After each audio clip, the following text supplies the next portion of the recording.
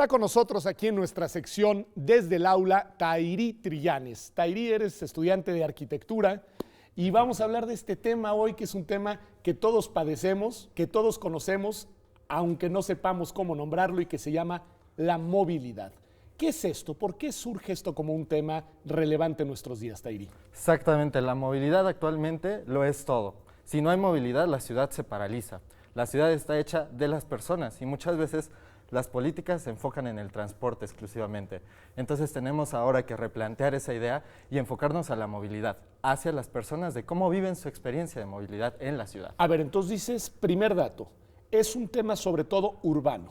¿Sería así? Exactamente, y en general, que comparte con lo rural. Ok, comparte con lo rural. O sea, podríamos hablar de que el problema de la movilidad también es trasladable a entornos no urbanos. Exactamente. Bueno, y luego nos dices, hemos tenido un enfoque centrado en el transporte y deberíamos de modificar nuestro foco para colocarlo sobre las personas. ¿Qué quiere decir esto? ¿A qué te refieres? Efectivamente, me enfoco a que muchas veces se ve a las personas para desplazarlas como un número, de un lugar a otro, pero no se ve la experiencia que tienen o las afectaciones que tienen y su sentimiento de su entorno en el transporte mismo. A eso es a lo que me refiero. O sea, tú dices que moverse debe ser una experiencia que va más allá del traslado físico de un punto geográfico a otro. Exactamente. Debes de tú sentirte seguro en el momento que te estás transportando, y eso involucra diferentes perspectivas. A ver, ayúdanos a ver cuáles. Como hombre, como mujer, una perspectiva de género mucho más amplia, de una persona con alguna discapacidad. Son diferentes sus experiencias en el transporte. La movilidad se enfoca a ver precisamente cuáles son estas experiencias e integrar a las personas a la movilidad. Ok, desde el punto de vista, digamos, ideal, ¿qué sería lo mejor? ¿Que nos tardemos mucho en movernos o nos tardemos poco? ¿Cuántos desplazamientos deberíamos de realizar en un día? Es decir, la experiencia de la movilidad en un centro urbano, ¿qué tipo de traslados debe de involucrar?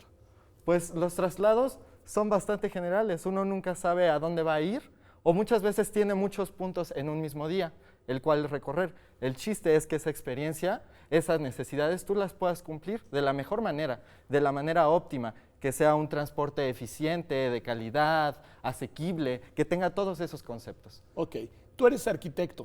No, soy urbanista. Eres urbanista, a ver, explícame la diferencia. Bueno, Digo, los la puedo urbanistas nos entender, pero a ver, ¿qué enfocamos hacen ustedes? un poco más en la experiencia de la ciudad, en enfocarnos a los problemas de la ciudad y tratar de resolverlos, en hacer un análisis concreto, multidisciplinario, entre lo que es la economía, el derecho, la geografía, y todas estas incluirlas para hacer un análisis holístico sobre la ciudad. Ok, tú lo que miras es la ciudad. Exactamente. Es decir, la ciudad en su conjunto y obviamente la vida en la ciudad. ¿Sí? Exacto. Bueno, ¿cómo debería de ser el diseño de una ciudad ideal pensando en el tema de la movilidad? Debería de ser incluyente. Incluyente. Y yo creo que el diseño a veces carece de eso, porque tenemos una visión sesgada de la realidad. Es normal, como cualquier ser humano, tener una visión sesgada. Sin embargo, al incluir las diferentes perspectivas de una mujer, de una persona LGBT o de una persona con alguna discapacidad, nosotros estamos generando una ciudad incluyente en la toma de decisiones y al mismo tiempo la estamos democratizando. Me gusta la idea y te voy a hacer una pregunta, pero además coincido contigo, pero la pregunta de todos modos te lo hago. ¿No es esto una concepción sesgada ideológicamente de la ciudad? Es decir, tiene una, me parece que alguien podría decir, bueno, pero esa es una visión progresista o más de izquierda de cómo debe ser la ciudad, ¿no es así? Yo creo que no. No. Yo creo que debería de incluir a todos desde el mismo momento que todos hacemos la ciudad. Las ciudades no están hechas ni de las carreteras, ni de los grandes edificios, están hechas por las personas que viven ahí. A mí me gusta esa idea, es decir, el enfoque de las personas en el centro de la ciudad. Exacto. Bueno, ¿y cómo está? Yo sé que no es la única ciudad en México y yo sé que hay ciudades muy importantes en el país, pero bueno, aquí circunstancialmente estamos en la Ciudad de México. ¿Cómo están las ciudades y en concreto la Ciudad de México en estos temas de la movilidad? Pues mira, si lo ponemos en un panorama internacional, la Ciudad de México, en mi perspectiva, no es de las peores. ¿No? Está en un estatus bastante bueno, sin embargo hay que trabajar muchísimo para dar precisamente esa visión general e integrar la diversidad de la cual nosotros poseemos y podemos explotar. ¿Cuál sería una ciudad de las peores? Híjole, ¿qué me ha tocado experimentar? ¿Sí? Egipto. Egipto. Ajá. Es decir, ahí sí dices, desde el punto de vista de la movilidad hay un caos real. Exacto. Ok. La Ciudad de México, dices, no es tan problemática. No es tan problemática en el sentido de que imagínate que recibe diario 22 millones de personas y se mueven en su infraestructura y funciona, Okay. ¿no? Lo que en otras ciudades pues colapsaría su sistema de transporte. Ok, es un dato, 22 millones de personas se mueven todos los días por la Ciudad de México. Exactamente, tienen que venir a trabajar. ¿Algunas otras ciudades del país sobre las que tengas algún punto de vista? Es decir, no sé, Monterrey, Guadalajara, no sé. Por ejemplo, Guadalajara o San Miguel de Allende. San Miguel de Allende es increíblemente caminable y creo que eso es a lo que ahora se está regresando el paradigma de la movilidad. Okay. A caminar y precisamente a moverse en bicicleta.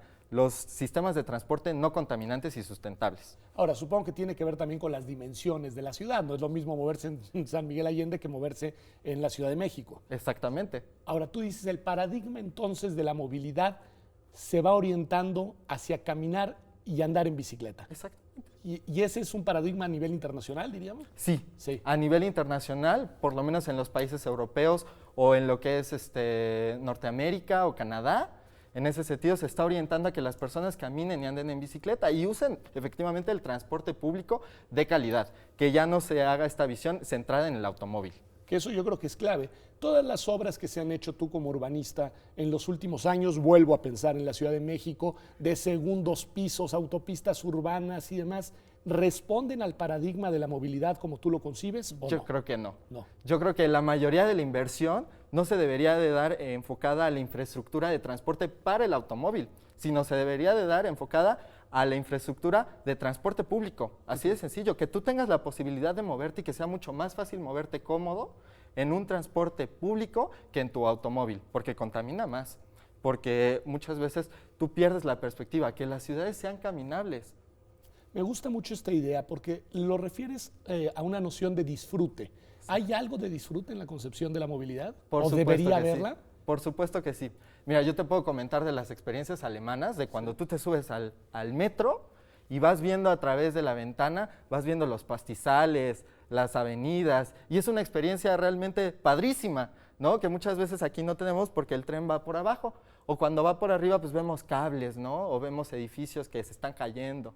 Entonces, es de hacer una movilidad con una experiencia de calidad, que a la gente le gusta moverse en un transporte público, porque por eso está prefiriendo moverse en un coche. O sea, generar, digamos, los incentivos para que prefieras dejar el automóvil y privilegies el transporte público. Efectivamente, tienes toda la razón. Y en ese punto de vista de la movilidad, última cuestión, supongo que hay otra virtud que sería integra socialmente a sociedades tan fragmentadas y tan desiguales como la nuestra. Exactamente. En el momento en el que tú cortas la movilidad, estás segregando y estás marginando a una población determinada. En el momento que tú metes movilidad, metes sistemas de transporte, la estás integrando a este todo que es la ciudad.